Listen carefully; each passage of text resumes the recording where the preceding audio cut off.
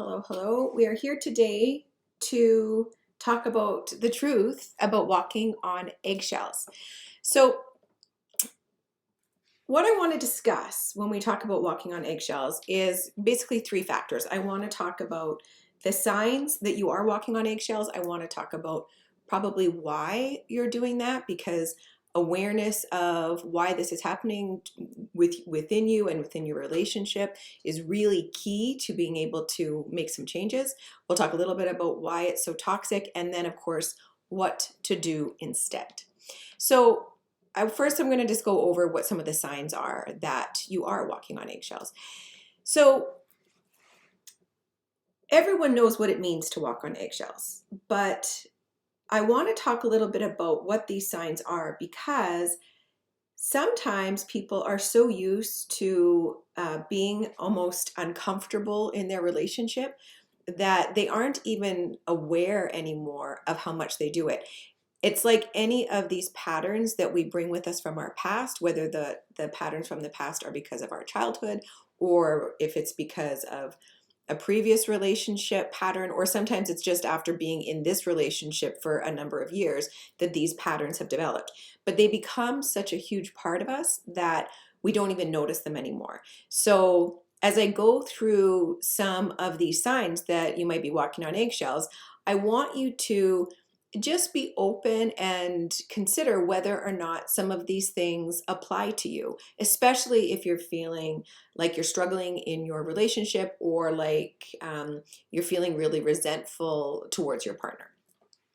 So one of the signs that you're walking on eggshells, of course, is that you really hesitate to express your thoughts and feelings, and not in a good way. So I want to clarify that in many ways, obviously I encourage people to hesitate often in expressing your thoughts and feelings, because often when we express our thoughts and feelings, we're actually in fact blaming our feelings on someone else.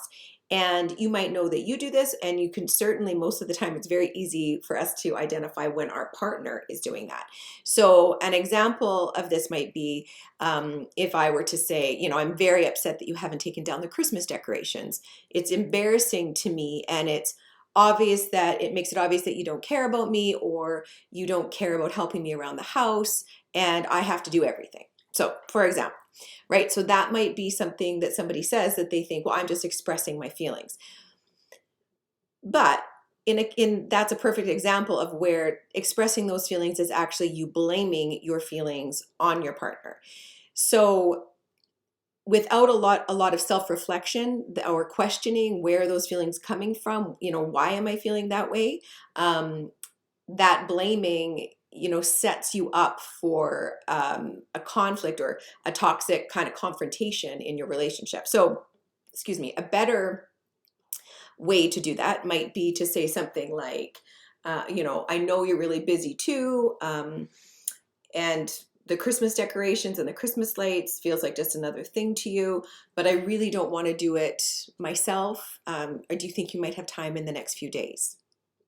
Okay, so that's an example of expressing your feelings or your thoughts to your partner in a healthy way, versus having a whole story about your feelings and your thoughts and what it means, and then blaming those feelings on your partner. So when you're walking on eggshells, what's happening is you essentially, even if you express your feelings in a healthy way, it's going to be met with anger or defensiveness. So if, as I gave that example, and I mean, it's a great example for right now, of course, because of Christmas, but if, as I gave that example, you thought to yourself, oh, it wouldn't matter even if I said it that way, he would just get mad at me, so I wouldn't say it. So if you're in a place in your relationship or in your marriage where you don't express your feelings in a healthy way, and you don't even express them in an unhealthy way, then you're definitely walking on eggshells, because all that's happening then is all of those thoughts and emotions are just bubbling up inside of you. And obviously in an unhealthy way, then they're going to come out in a way that is just more toxic to the relationship. So I'm going to talk a little bit about that.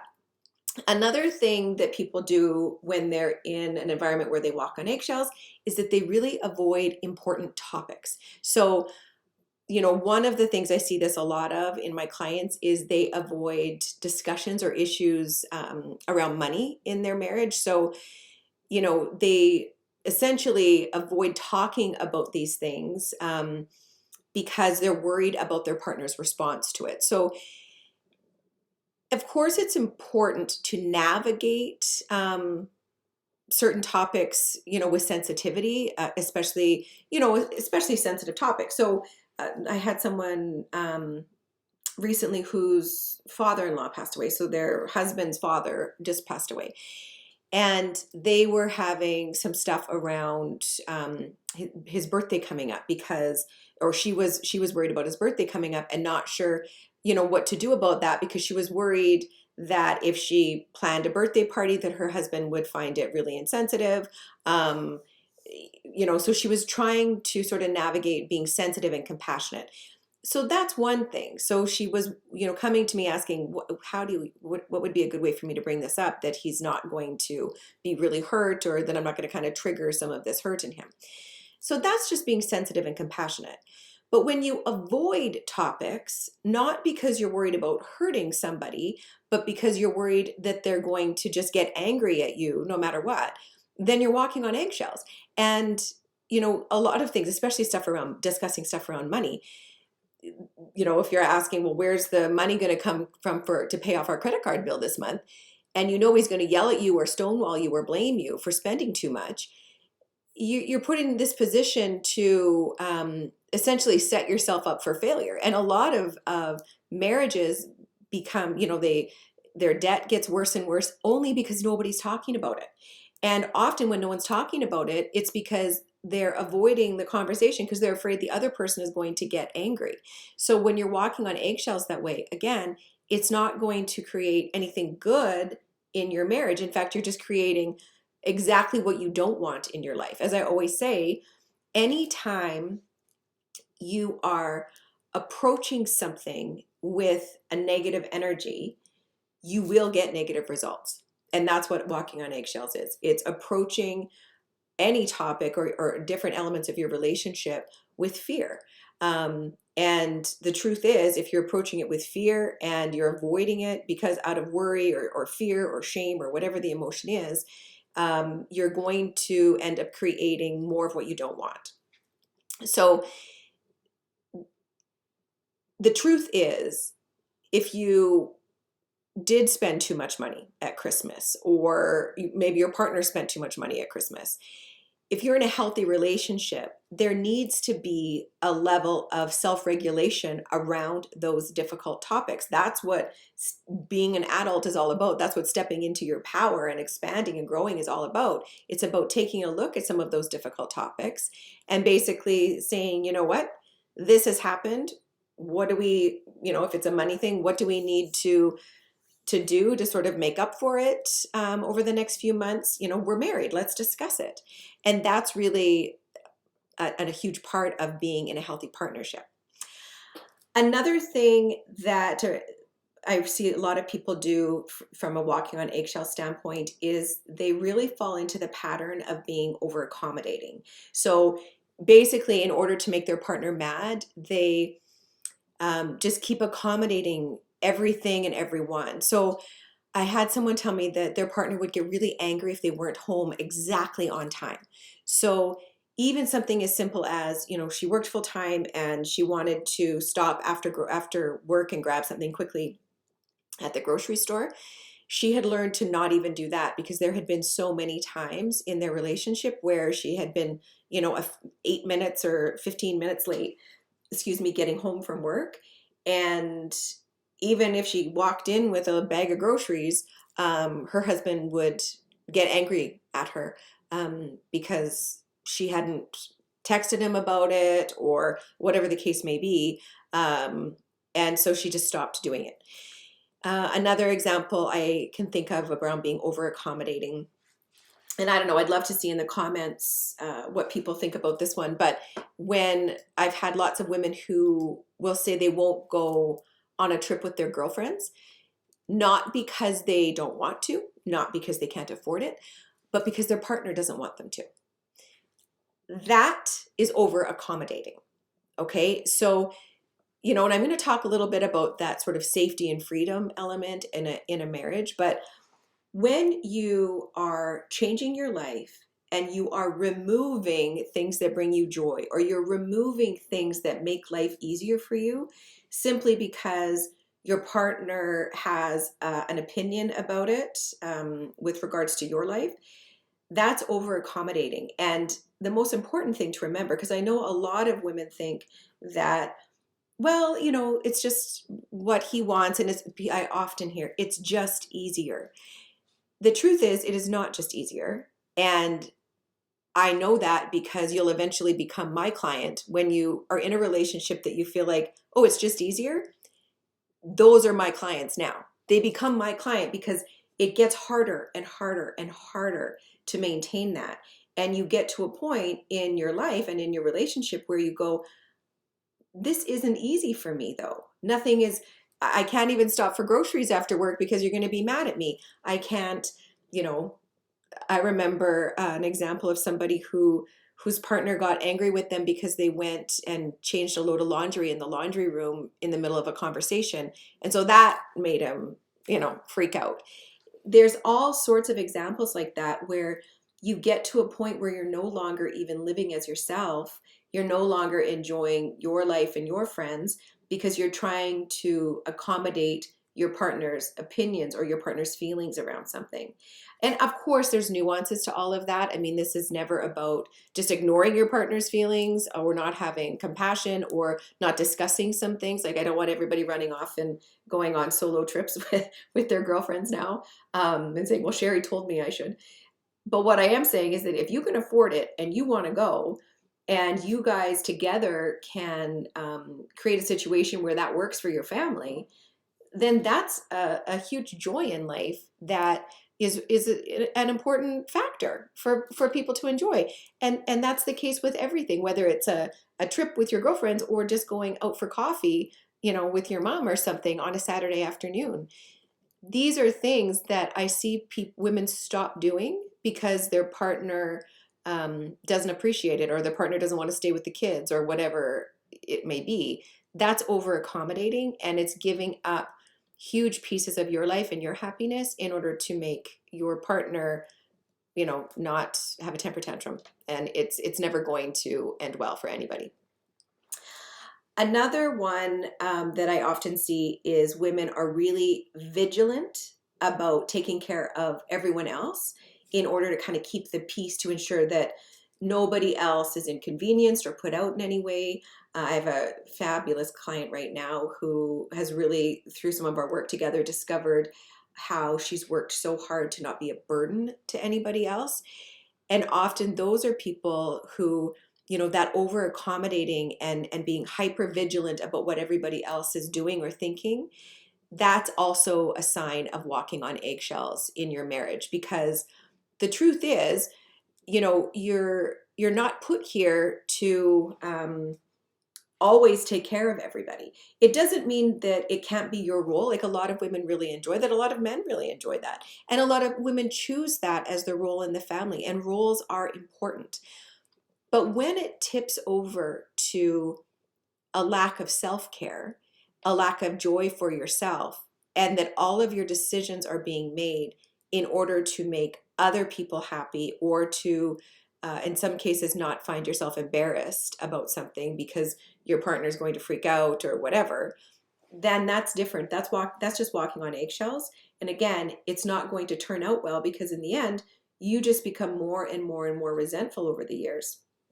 So let's talk briefly about why this happens in relationships. So definitely certain personality types are much more likely to step into that toxic pattern of walking on eggshells. So if you've read When Marriage Needs a Miracle, one of the personality types that I discuss, I believe it's chapter 6, is the enabler personality type.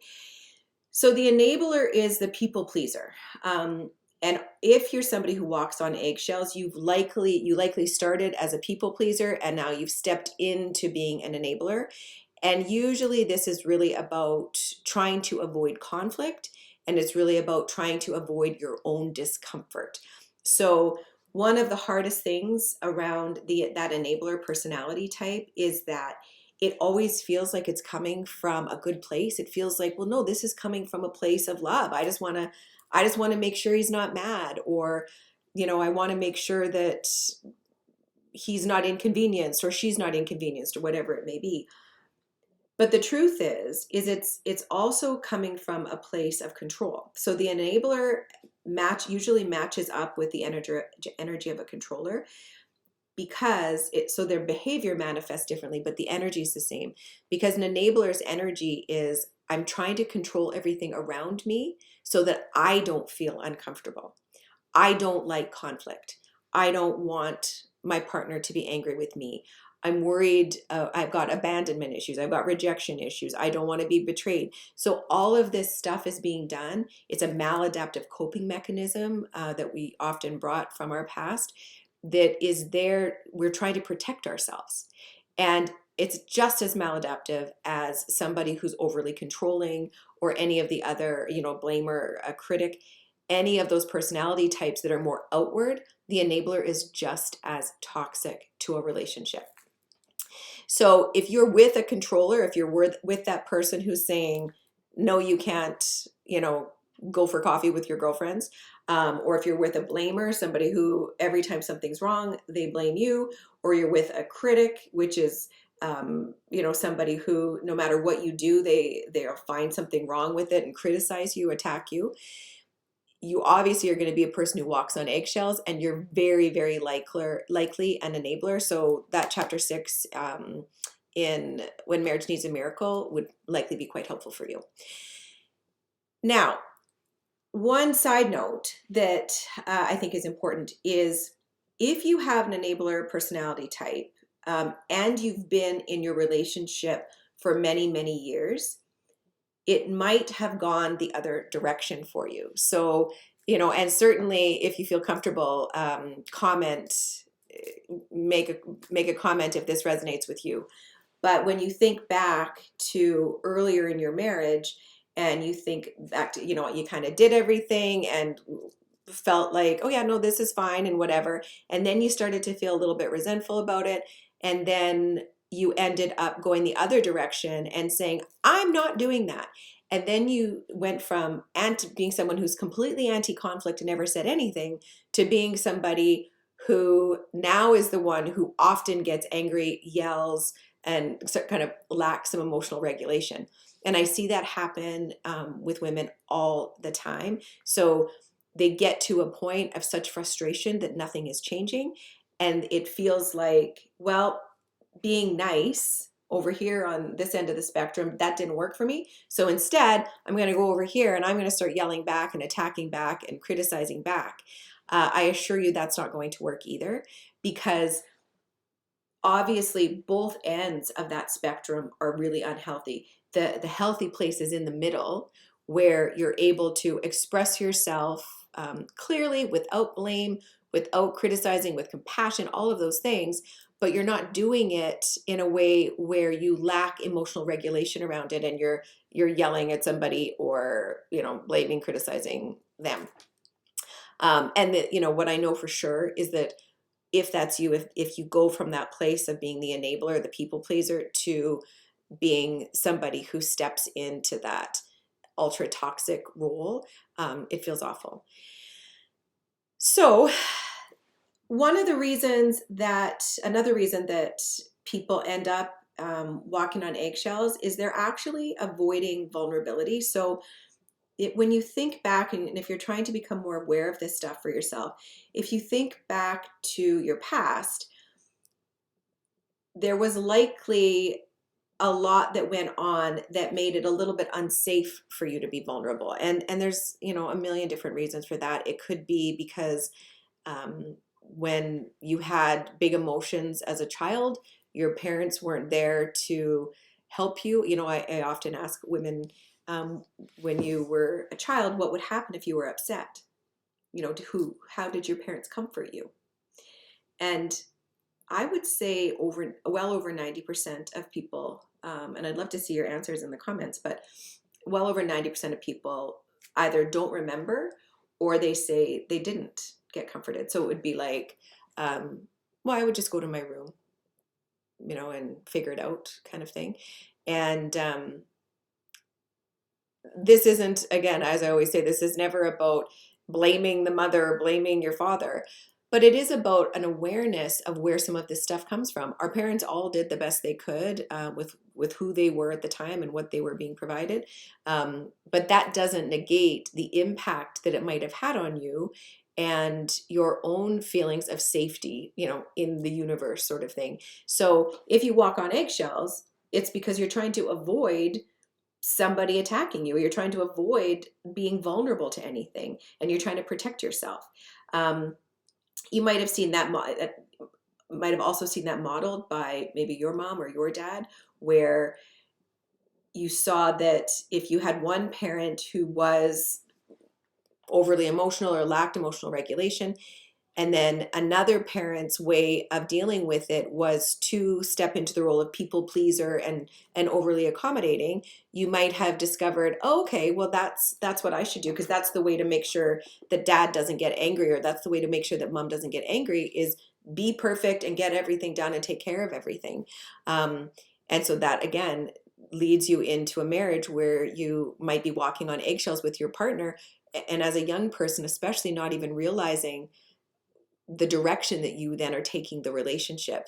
And 5, 10, 30 years in, it's now at a point where this doesn't work anymore. And, sometimes, and hopefully even sooner than that. Another thing that can cause this is if you felt abandoned as a child in any way, or perhaps feared being abandoned, that can actually really, really carry into your marriage. And you can spend a lot of time trying to please your partner, and just really a lot of time trying to make sure you aren't left. And so if you're familiar with, which most people are familiar with, anxious attachment theories and whatnot, that is the anxious attachment style that we hear so much about. It's that idea of, just grabbing on to someone and holding on for dear life. And so when you have this subconscious fear and emotion all the time, feeling like somebody could leave you or betray you in some way, and your only way to control that is to walk on eggshells with them. That often is the case. That's what's going to happen. If you've got that style, then you're going to walk on eggshells as a way to keep them happy. So the goal in any relationship is to feel safe to show up basically as your best self. So that means you want to feel free to, leave a dirty dish in the sink without being attacked for it. Or it means, that it's okay to forget your phone and have to ask to turn around to go grab it. And nobody needs to get yelled at.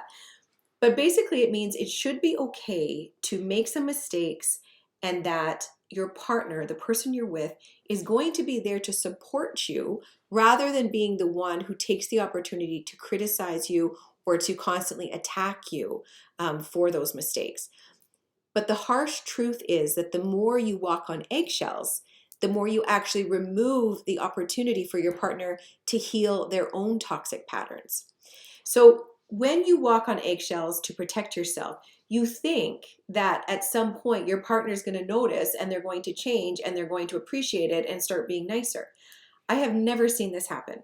And it's not likely at all to happen, because what you've done by enabling that, walking on eggshells is definitely an enabling trait. What you've done when you're enabling that is you remove any motivation that they might have had to to become more self-aware themselves, to look at their own emotional regulation issues and to adjust them. So I want to talk briefly about what you need to do instead of walking on eggshells.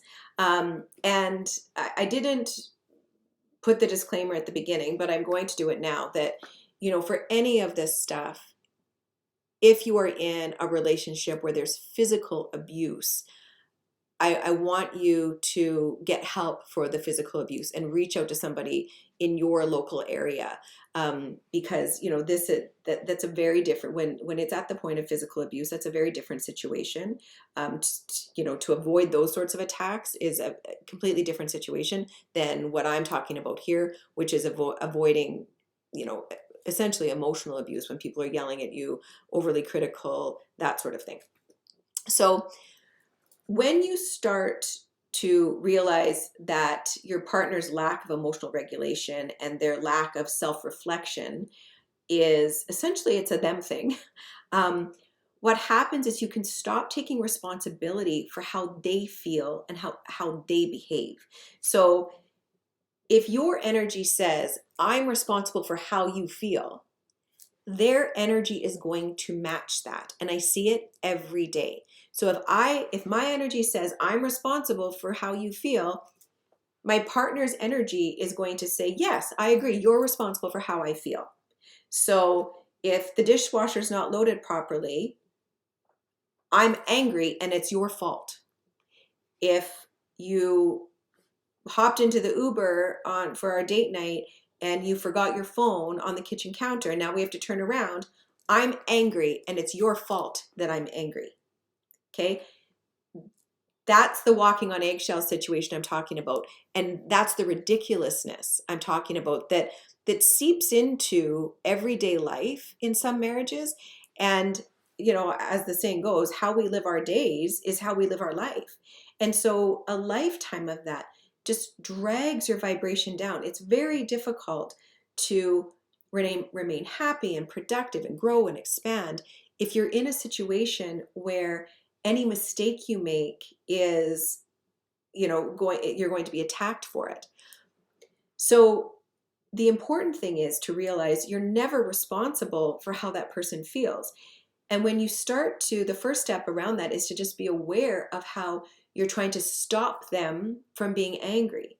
But instead, you need to take a step back and realize if they're angry, it's a them thing. And that doesn't mean that you're not the person who has to put up with it, but that's the next step. That's the next step and so it's a them thing, and I'm going to have a boundary that says I'm not going to be spoken to that way. And it's amazing when you stop walking on eggshells, number one, and number two, then stop engaging with the attacks and the criticism. Things start to change much faster than you can imagine. Now, again, if this has been a 30-year thing for you, it's not going to change overnight. But it's not going to change at all if you don't do the work if you put in that sort of self-awareness and self-reflective work and start creating the boundaries that you need to create. Nothing will change. And if if it's a newer relationship or a marriage under sort of 15 years, then those changes can actually happen quite quickly. If you've been struggling in your relationship, if you feel like you've lost yourself and you'd like to figure things out and really step into the happiness and prosperity that the universe wants for you, click the link below, join our community over in the Facebook group, Relationship Answers for Women. There's also a link to download my best-selling book, When Marriage Needs a Miracle, absolutely free. I hope you enjoy it. Thanks for being here.